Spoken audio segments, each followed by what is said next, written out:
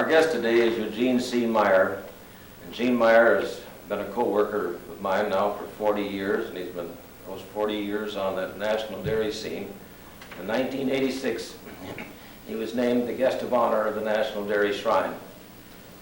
Working with Gene all these years, I know from first-hand experience the major areas that he has made his very greatest contribution to the dairy industry. I want to explore those with him briefly in the short time we have. Gene, I think probably one of the greatest impacts that you've had on our dairy industry is in the creation of the AI bull list, the proved sire list that you first put together in 1969. And you practiced what you preached at the horse dairyman herd. Tell us what was back of the development of that first bull list, which has now been copied all over the country and all over the world, for that matter. Well, Bill, really the person who should get the credit for it is Dr. Dean Plowman. As you know, Dean was head of the Dairy Research Division at the USDA at Beltsville. He developed this formula based on predicted difference for milk, and he came out here to Madison several years ago and presented his program to all the extension dairymen. I just happened to be fortunate to be at the meeting that day, and afterwards I was visiting with Dean to find out how we might help them get this idea across the country. And he naturally wanted to get the extension dairymen to use it, but they didn't really have any method of doing it. And it occurred to me that if we were to rank these bulls, just absolutely rank them from top to bottom based on their PD for milk, that this would make quite an impact on dairy farmers. And it really did. As a matter of fact, as you recall, it caused quite a furor in the AI industry. Quite a few bulls got their throats cut. A lot of bulls were shipped. But it wasn't long that the AI industry accepted that method of ranking. And as you said, many of the other organizations now have copied it. And I think it's had quite a great impact.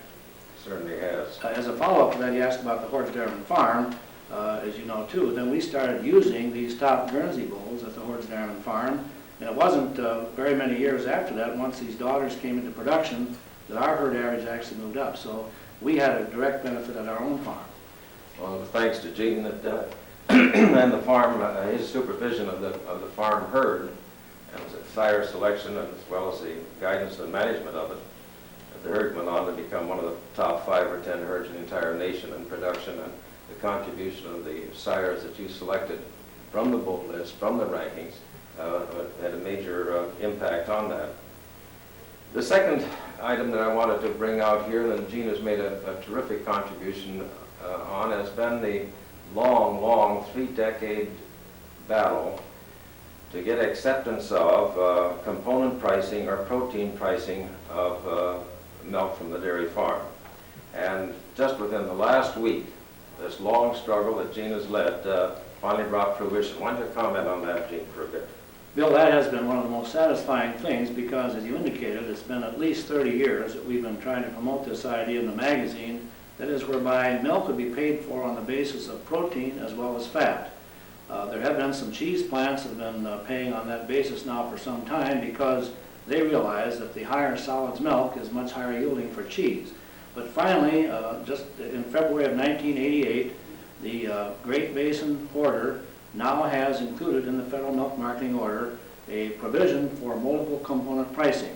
About 50% of the milk that's produced out there, that's in Utah and several of the western states, now this is Class 2 and Class 3 milk, but it'll be paid on the basis of protein as well as fat. There's a tremendous amount of interest now out east, and I'm hoping that this will establish a precedent so that it will be spreading to the rest of the country. You know, for many years it was kind of a breed issue. Some people thought it was a membership gimmick, but now it's part of the federal order, and I think it's going to have a tremendous impact, not only on the producers who are producing this kind of milk, but I think it's going to improve the quality of milk that we're drinking. It should be a far more nutritious glass of milk in the years to come than it has been in the past. Right. Gene, there's another area that goes back to when we first met. Gene won the National Intercollegiate Cattle Judging Contest at the National Dairy Show in 1942. And he went into service after that, and then I met him on a bale of straw at the Dairy Cattle Congress in 1947. And he joined our staff in January of 48, and for 25 years, I believe it was, you were one of the official judges of the National Collegiate Dairy Cattle Judging Contest. I'd like to comment just a little bit why you were spent so much time and effort and leadership in that, and what the judging experience means to these young men and young women who've gone through it? Bill, I suppose one of the reasons that I got interested originally, my old coach was Elmer Hansen, who was a nationally known judge, and Dean Kildee, who was one of the main founders of Dairy Shrine, was happened to be Dean of Agriculture when I was at Iowa State, and he, of course, also spent a lot of his time judging. I happen to like to judge, but I got involved with it, and I could see that in giving reasons, in particular, communicating an idea to people, that it had a lot more value than just a matter of placing cows.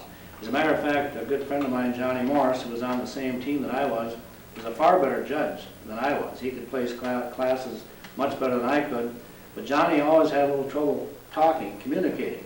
And that's one reason I won the contest. My placing score was considerably lower than John's. Didn't know that. But my reason score, right. John, I don't think he had over one or two classes that he missed, but my reason score had to be higher.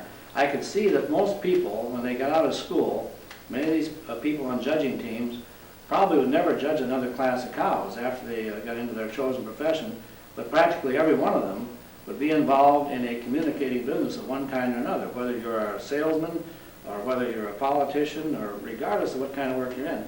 So I felt that it would be important to try to contribute something in that line of work. And I was fortunate to be asked to serve on that judges committee, and so for 25 years, as you said, at the national contest, I was one of the 5 people who sat there and listened to 90 or 100 college students from around the country come in and give a set of oral reasons on why they placed a particular class of cows. And I wasn't as concerned about the placing on the class, but the way they could express themselves. And if someone had a good reason for making a placing, whether he agreed with me or not, I could give him a good score. And it was a very, very satisfying time that I spent. And in addition to that, there's the marshaling of what you observe and so on, and reaching a decision. That's right. Decision-making experience is very high, too, in the judging contest. Gene, we must hurry on. Another major contribution you made nationally, which has been copied by many publications over the years, was back in 1951 when you initiated and started what is known as the Horse Dairyman Roundtable. And many of the early members of that roundtable have been enshrined at the Dairy Shrine, either as guests of honor or as pioneers. Tell us what's back of that roundtable and why you went about it the way you did. Well, Bill, when we used to get articles, and many of the people who wrote articles for us, and still do for that matter, were people involved in college work and academic work, and they would give a theory on how you should feed cows or how you should do a certain thing. And I remember actually it was George Hyatt, who at that time was managing the Horge Dairyman Farm, who formerly had been an extension dairyman. George and I were visiting one time, and he said, when you're out traveling around, he said, try to find out how Casey Sly feeds those good cows, or how this guy, Jake Bagley, handles certain things. And George was interested in finding out information that he could put into practice at the Horge Dairyman Farm. And it occurred to me maybe what we should do would be to send questionnaires to those dairymen or those herd managers, have them answer our questions, and we'd publish them. So that's really what led to the Horge Dairyman Roundtable. The interesting thing was, Bill, after we got that going in a year or two, most of the dairy meetings then started having as their program, they would invite dairy farmers in. In fact, I moderated several panels back in those days, and today it's very common for dairy meetings to bring in outstanding dairymen, have them explain how they do a thing. And if you remember, we used to editorialize to show that there were many different ways of doing something and doing it well. There wasn't just one single way. Of course, we could bring in people from New England or the South or different parts, but the roundtable idea, I think, has been copied probably more than any other one thing. It certainly has. I know you've moderated a lot of those roundtables all over the United States and Canada. Finally, in the time we have left, Gene, the nature of your work as an editor, how has it changed from the early days when you used to receive letters from all over the nation, or the world for that matter, inquiries, to what it is today, and how that aspect of the editorial work that you've done, how has that changed? Bill, there's been a tremendous change, and you've been a part of this too, and so you know what I'm talking about. But there was a time when I think we used to keep track, and we always did keep track of the letters, but we would probably spend over half of our time in the office answering letters, mainly how to balance rations, how to do a lot of these different things. Today, the phone rings almost constantly from people They want to get an answer right now. They don't, in the first place, dairy farmers, I don't think they're any busier, but they're more business-minded. They don't want to sit down and have to write a letter. They'll pick up the telephone and call, and they expect to get an answer right now. Many of these people have remembered seeing an article in the magazine that may have appeared maybe 2 or 3 years ago. But today, they're more anxious to get the information quickly. They're not afraid of using long-distance telephoning. They're more apt to use consultants. And another thing that's happened, they deal every day with their feed people, their veterinarians, and they just don't sit down and write letters. So that part of our business has changed tremendously from the old days when we used to spend 50 or 60% of our time answering letters.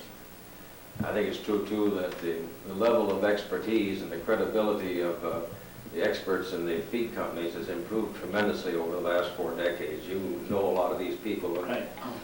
Many of them have come from the academic world themselves. They're outstanding researchers at a land-grant university. Today, they're members of the feed staffs. They're very, very high credibility there Right. compared to what it was 4 decades ago. Gene, thank you so very much. I think our time is up. Thank you.